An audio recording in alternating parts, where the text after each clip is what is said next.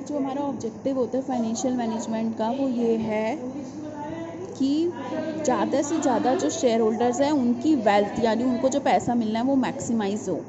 तो संपदा को अधिकतम करने का अभिप्राय यानी वेल्थ मैक्सिमाइज करने का मतलब क्या है कि जो हमारे अंशधारी हैं यानी जो शेयर होल्डर्स हैं उनके द्वारा जो भी पूंजी जो वो इन्वेस्ट करते हैं उसमें वृद्धि हो मतलब इंक्रीज़ हो। जैसे एक एग्जांपल सुनो, एक व्यक्ति XYZ कंपनी के 100 प्रति अंश की दर से खरीदता है यानी 100 शेयर्स और एक शेयर कितने का है 100 रुपीज़ का, तो उसकी कितनी टोटल होगी 10,000।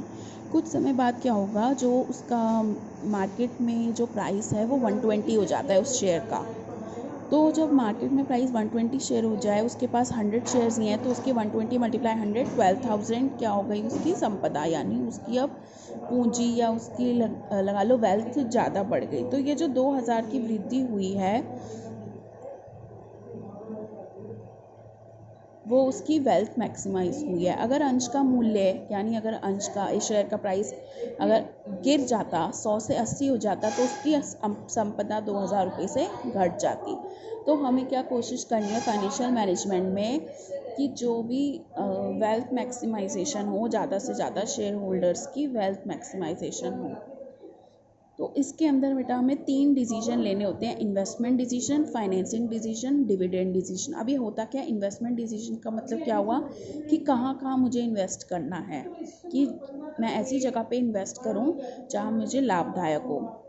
फाइनेंशियल डिसीजन क्या है हमारी बेटा, फाइनेंशियल डिसीजन में ये बताया गया है कि ऐसे जगह से हम फाइनेंस लें जहाँ पर हमारी कॉस्ट ऑफ कैपिटल कम लगे, यानी लागत कम लगे। यानी मैं ज़्यादा अंश डिबेंचर से लूँ या इक्विटी शेयर से लूँ, प्रेफरेंस शेयर से लूँ, कि जहाँ पर मेरी कॉस्ट ऑफ कैपिटल कम से कम हो। फिर हमारा डिविडेंड डिसीजन होता है। डिविडेंड डिसीजन का मतलब कि जितना पैसा हमें मिल रहा है वो शेयर होल्डर्स को भी हमें डिविडेंड के रूप में देना होता है, तो कितना हम शेयर होल्डर्स को डिविडेंड के रूप में दें और कितना हम संचय करके रखें यानी रिजर्व करके रखें आगे के फ्यूचर के लिए।